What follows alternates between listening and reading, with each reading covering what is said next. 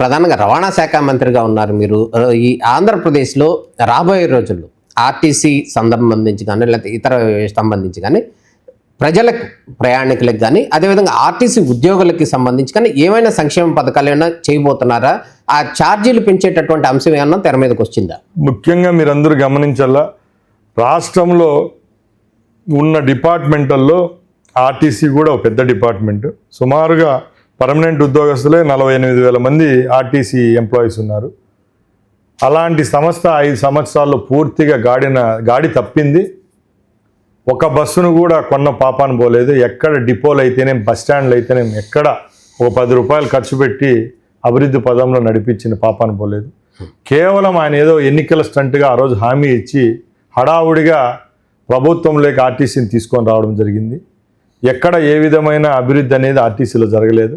ఇప్పుడు మా ప్రభుత్వం వచ్చిన అతి కొద్ది రోజుల్లోనే 1480 బస్సులను తీసుకొని వచ్చాం. పాత బస్సుల స్థానంలో ఈ కొత్త బస్సులు తీసుకొని రావడం, గ్రామీణ రూట్లలో ఇప్పుడిప్పుడే కొత్త బస్సులు కనపడతా ఉన్నాయి. ముఖ్యమంత్రి గారు ఒక దృఢ నిశ్చయంతో ఉన్నారు.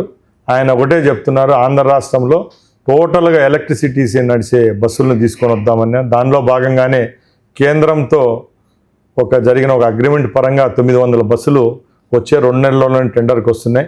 ఇంకో 2,000 బస్సులను కూడా సమకూర్చుకునేదానికి మా ప్రభుత్వం అలాగే ఏపీఎస్ఆర్టీసీ సిద్ధంగా ఉన్నది.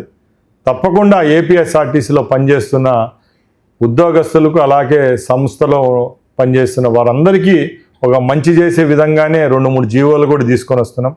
దాంట్లో భాగంగా నైట్ అవుట్ అలవెన్స్లు ఏవైతే గత ప్రభుత్వంలో ఇవ్వలేదో అవి కూడా ఈ ప్రభుత్వం ఇచ్చింది. ఎక్కడ ఏ విధమైన బేషిజాలు లేకుండా ఒక ఫ్రెండ్లీ ప్రభుత్వంగా మేమున్నాం. బస్సులను కొత్త తీసుకుంటున్నారా సార్? అదే చెప్పాను కదండి, ఇప్పుడు ఎలక్ట్రిసిటీతో నడిచే బస్సులు 900 బస్సులు 2 నెలల్లో టెండర్లకు పిలిచాం. అలాగే 2,000 బస్సులు ఈ 2-3 సంవత్సరాల్లోనే ఏపీఎస్ఆర్టీసీ కొనుగోలు చేసేదానికి సిద్ధంగా ఉంది.